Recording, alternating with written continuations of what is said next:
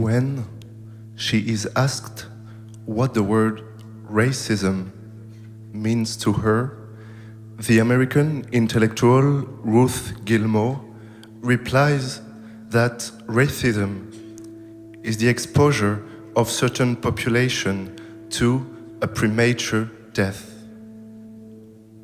This definition also works for homophobia, male domination, transphobia, class discrimination, all the phenomena of social and political oppression.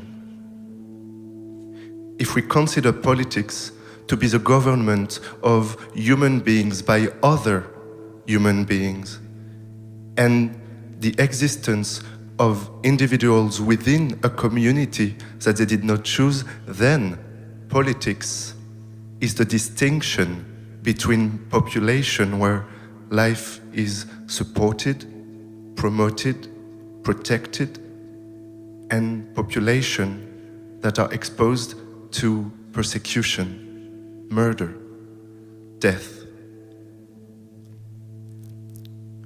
Last month, I came to see you in the little town up north where you now live. It's a grey, ugly town. The sea is just a few kilometers away, but you never go there. I hadn't seen you for a few months. When you opened the door to me, I didn't recognize you. I looked at you. I was trying to read in your face the years spent away from you. Later, the woman with whom you live told me you could hardly walk anymore. She also told me that you needed an apparatus to breathe at night or your heart stops. It can no longer beat an aid without the help of a machine. After you stood up to go to the bathroom and came back, the 10 meters you had walked left you breathless. You had to sit down to recover. You apologized.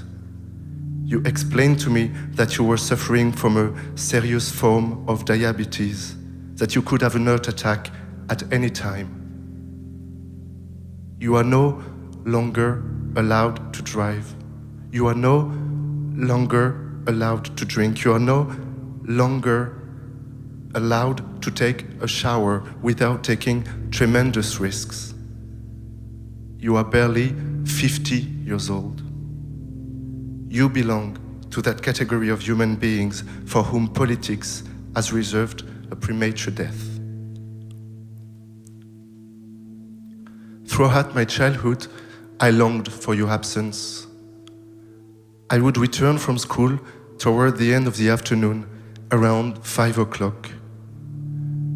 As I drew closer to home, I knew that if your car wasn't parked out in front of the house, that meant you would be gone to the cafe or to your brother's place, and that you would come back home late, perhaps in the middle of the night.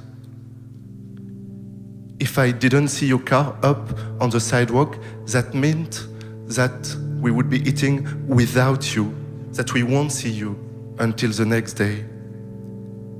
Every time I approached our street, I thought of your car, and I prayed to myself, make it not be there. Make it not be there. Make it not be there. I only came to know you by accident or through other people. Not too long ago, I asked my mother how she had met you and why she had fallen in love with you. She replied, the cologne. He wore cologne. And in those days, you know, it wasn't like it is now. Men never wore perfume. That wasn't done. But your father, yes, it was different. He smelled so good. 2002, that day, my mother had caught me dancing alone in my room. Startled, panting, I had expected to be scolded, but she told me with a smile that it was when I danced that I resembled you the most. Papa ever danced? I asked her. That your body had ever done anything so free, so beautiful, and so incompatible with your obsession with masculinity made me understand that at one time you had perhaps been a different person. My mother nodded. Your father was always dancing. When he danced, everyone watched him. I was so proud to have him be my man. I had dashed through the house and gone to find you in the courtyard where you were cutting wood for the winter. I wanted to know if it was true. I repeated to you what she had just said to me, and you looked down, muttering, "You shouldn't believe all the stupid nonsense your mother says." But you were blushing. I knew that you were lying. One day, in a notebook, I wrote about you. To tell the story of his life is to write the story of my absence. When I think about you today, I have the feeling that your existence has been, in spite of you, and in fact against you, a negative existence. You did not have money. You were not able to study. You were not able to travel. You were not able to realize your dreams. Language has almost nothing except negatives to describe your life. In his book, Being and Nothingness, Jean-Paul Sartre considers the relationship between being and action. Are we defined by our acts? Is our being defined by our undertakings? Are women and men what they do? Or is there a difference, a gap between the truth of our person and our actions? Your life proves that we are not what we do, but that, on the contrary, we are what we have not done. Because the world or society has stymied us. Because what Didier Eribon calls verdicts have fallen upon us, gay, trans, female, Arab, black, poor, and have placed certain life, certain experiences, certain dreams beyond our reach. 2004. In school, I hear for the first time about the Cold War, the division of Germany into two states, the Berlin Wall. The fact that a great city so close to us could have been cut into almost overnight by a wall hit me like a storm. For the rest of the day, I was fascinated by this. You were already more than 20 years old when the wall was destroyed, so I widely imagined the question I was going to ask you. Did you know people who had seen the Berlin Wall? Women or men who had touched it, who had taken part in its destruction? Just tell me, what was it, this Europe split into this concrete wall between two worlds? The bus bringing me home from school let me off in the village square, but instead of dawdling home as usual and praying that your car would not be on the sidewalk, I ran, faster than anything, my head bursting with questions. I asked you everything I had prepared, but you replied vaguely, "Oh yes, that's right. There was a wall. They talked about it on TV." That's all you told me. I kept at it, but tell me about it. How was it? What did the wall look like? And if someone loved somebody who lived on the other side of the wall, then they could never see each other again? Ever? You had nothing to say. I kept it up a little more anyway, and you lost your temper. You shouted. You told me to stop asking my questions, but you were not angry the usual way. Your shouting wasn't like that. You were ashamed because I was confronting you with school learnings, the kind you had never had, the kind that hadn't wanted you. The history taught in school was not your history. We were learning the history of the world, and you were being kept away from the world. 1999. I'm getting ready to celebrate my 7th birthday. You asked me what I wanted for my present, and I said, Titanic. The VHS version of the film had just come out. The ads ran several times a day on the television, and I don't know what in this film attracted me so much. I couldn't say, but I was already obsessed by this film I had not yet seen, and I asked you for it. You replied that it was a movie for girls, and that I shouldn't want something like that. You begged me to want something else. Wouldn't you rather have a remote control car? Or a superhero costume? Think it over. Me, though, I told you, no. No, it's Titanic that I want. You said that since that's how it was, I would get nothing, no present at all. I don't remember if I cried. Days passed.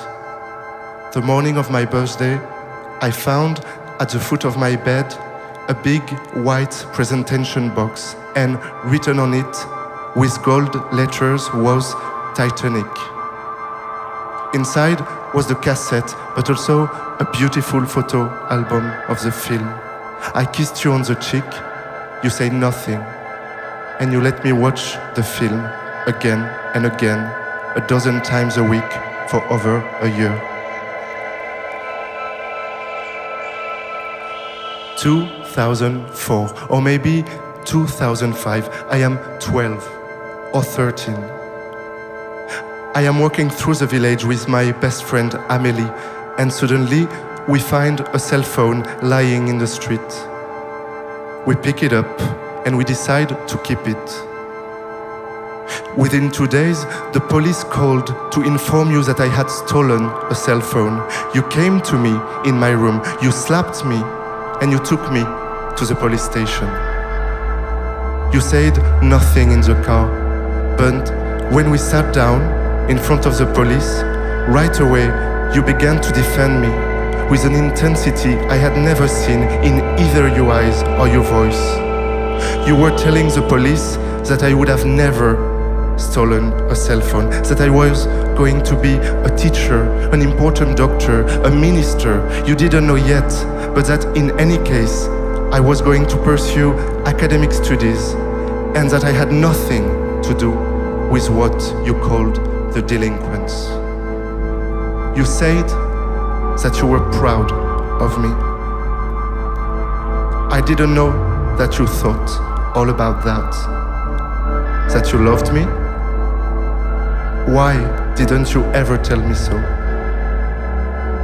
Several years later, after I ran away from the village and went to live to the city, when I met men in bars in the evening and they asked me how I got along with my family, I always told them that I hated my father. It wasn't true. I knew that I loved you, but I felt the need to tell others that I detested you. Why? Is it normal to be ashamed of loving? When you are drunk too much, you would lower your eyes tell me all the same that you loved me, that you didn't understand why the rest of the time you were so violent. You were a victim as much of the violence you dispensed as of the violence you endured. You cried when the Twin Towers collapsed. When I bought candies at the village bakery, you would take one from the package in a slightly guilty way, and you would tell me, "Don't tell your mother." All of a sudden, you were the same age as I was. One day, you gave my favorite plaything, a board game called Dr. Maboul, to a neighbor. I used to play with it every day. It was my favorite game, and you gave it away without any reason. I screamed. I pleaded with you. You smiled, and you said, "That's life." One evening, in the village cafe, you said in front of everyone that you would have preferred to have a different son. For several weeks, I wanted to die. 2000. I remember the year because the decoration for the new millennium were still up at home. The two of us were alone in the kitchen. I said, "Look, Papa, I can imitate an extraterrestrial." And I made you a face with my fingers and with my tongue. I never saw you laugh so much. You couldn't stop laughing. You were running out of air with tears of joy streaming down your cheeks. I had stopped making my face, but you kept laughing so hard. I finally got worried, afraid of your laughter that went on, heading for the end of the world. I asked you why you were laughing so much, and you replied between two hoops, "You are just a helluva kid." I don't know how I managed to make one like you. And so, I decided to laugh with you, the two of us, convulsed side by side, holding our bellies for a long time. The problems began in the factory where you worked. We received a call from the factory to inform us that something heavy had fallen on you. Your back was smashed, crushed. They told us you wouldn't be able to walk again for several years. In March of 2006, Jacques Chirac and his Minister of Health, Xavier Bertrand, announced that the state would no longer cover the cost of dozens of medications, many of which were for digestive disorders. Since you had to lie down all day long and have lousy food, you suffered constantly from digestive troubles. Buying the medicine to control those became more and more difficult. Jacques Chirac and Xavier Bertrand were giving you diarrhea. In 2007, the government of Sarkozy and its accomplice, Martin Hirsch, replaced the RMI, a minimum revenue paid by the French state to the unemployed, with the RSA, a reduced welfare benefit. You had been receiving the RMI since becoming unable to work. The switch from the RMI to the RSA was intended to encourage the return to employment, as the government put it. The truth was that you were pressured by the state to go back to work in spite of your disastrous health, despite what the factory had done to you. If you did not accept the employment proposed to you, or rather imposed on you, you would lose your welfare benefits. The only job offered to you were exhausting part-time physical labor in the large city 40 kilometers away. The gas for daily round trips would have cost you 300 euros a month. After a while, however, you were forced to accept a job as a street sweeper in a town for 700 euros. Bending down all day long to pick up other people's garbage.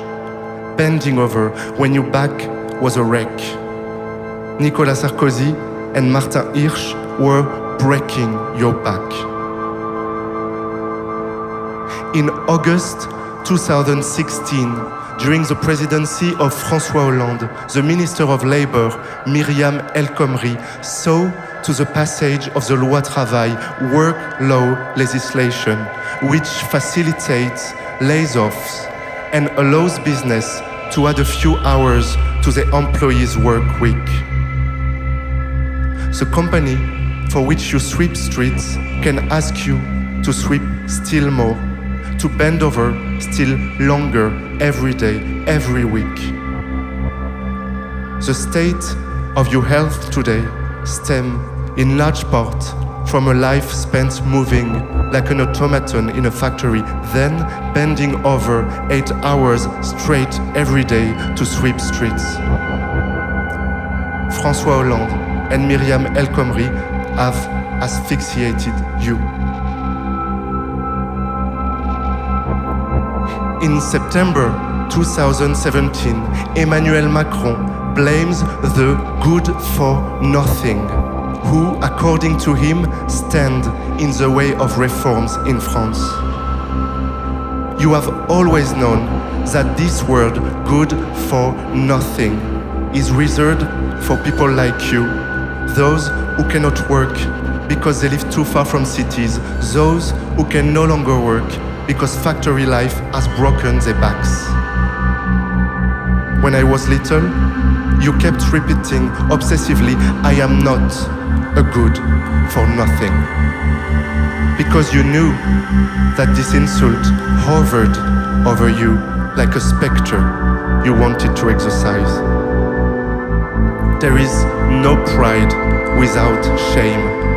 You were proud not to be a good for nothing because you were ashamed of belonging among those who could be labeled with that word. The word good for nothing is for you a threat, a humiliation. This kind of humiliation from the ruling classes makes you bend even lower. In August 2017, Emmanuel Macron takes back 5 euros a month from the neediest French citizen. He withholds 5 euros a month from social security. On the same day, he announces a tax cut for the richest people in France. He thinks that the poor are too rich and that the rich are not rich enough. His government says explicitly that 5 euros, it's nothing. These people are clueless. They make these criminal statements because they are clueless. Emmanuel Macron is taking food out of your mouth. Macron, Hollande, El Khomri, Hirsch, Sarkozy, Bertrand, Chirac. The history of your suffering comes with names. The history of your life is the history of these people who have lined up to cut you down. The history of your body is the history of these names that have lined up to destroy you. The history of your body accuses political history.